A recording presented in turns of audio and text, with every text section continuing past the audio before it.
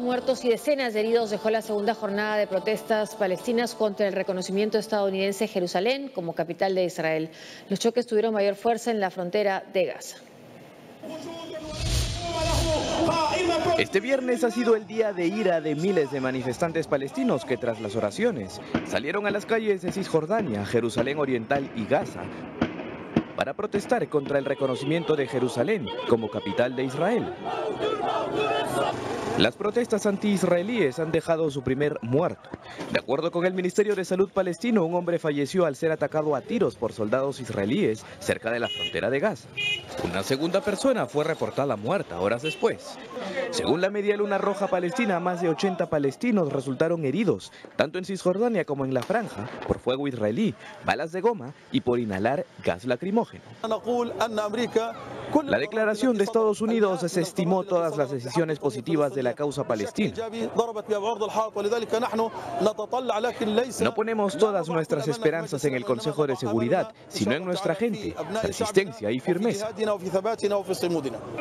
En el Consejo de Seguridad de la ONU, Reino Unido pidió a Estados Unidos presentar propuestas detalladas para la paz entre Israel y Palestina, tildando de inútil la decisión tomada por el presidente Trump de reconocer a Jerusalén como capital de Israel.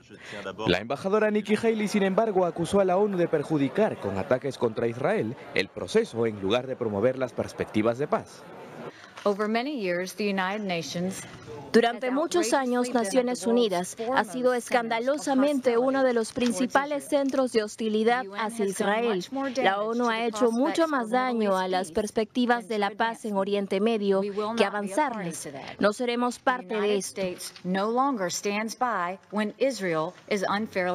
Los estados ya no se mantienen al margen cuando Israel es atacado injustamente en la ONU, y los países que carecen de credibilidad a la hora de tratar a israelíes y palestinos con imparcialidad no darán lecciones a Estados Unidos.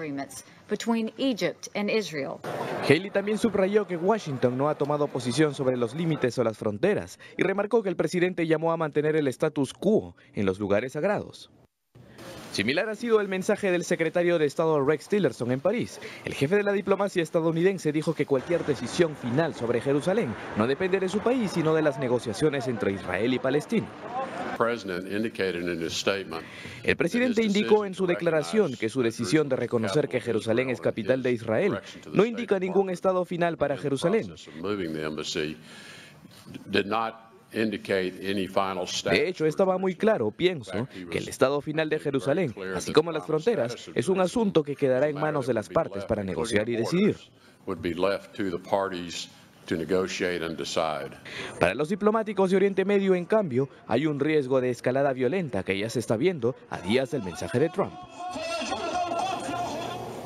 Entre los diarios, en este caso el diario español El País, informa repudio global Estados Unidos en Naciones Unidas por su reconocimiento de Jerusalén. Washington se queda solo en el Consejo de Seguridad Extraordinario. El resto de países alertan de que su anuncio viola las resoluciones de Naciones Unidas y puede incendiar el Oriente Próximo. Ahí vemos la embajadora Nikki Haley, quien ya hemos escuchado en la nota que ha acusado de hostilidad a Naciones Unidas en contra de Israel y hacer más daño en el proceso de paz que conseguir o fomentar avances en acuerdos entre palestinos e israelíes. Todo esto se da en el marco de los 3 días de ira convocados por Hamás para protestar por esta decisión. Hay 2 muertes que lamentar, pero hasta el momento no llega la protesta a tener la intensidad que ha tenido otras, lo que fueron ya consideradas intifadas en el 87 y en el 2000, que han tenido un número mayor de muertos y de violencia. Habrá que ver cómo avanza esta situación en Jerusalén. Bueno, la mayoría de los analistas consideran que en realidad esto no va a escalar más allá de las protestas previsibles después de lo sucedido, ¿no? Hamas lo que quiere es una tercera intifada, efectivamente, pero en cambio la autoridad palestina no quiere saber nada con una tercera intifada. Lo que más bien promueve son protestas pacíficas. Entonces, muy probablemente, según las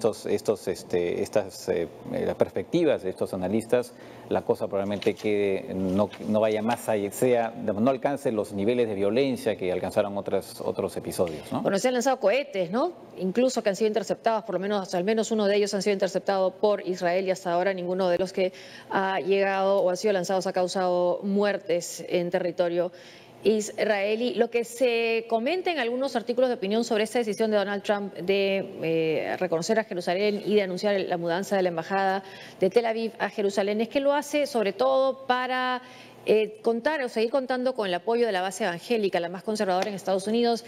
Se cree que un 81% de los evangélicos conservadores votaron por Donald Trump, es su base dura, su núcleo duro. Ahora, ¿por qué? ¿Qué tiene que ver Jerusalén con los evangélicos más conservadores en Estados Unidos y por qué para ellos es tan importante esta idea, este anuncio de Donald Trump? ¿Se habla de una profecía, del juicio final? ¿Cuál es ahí esa importancia para Trump de darles la razón en este caso?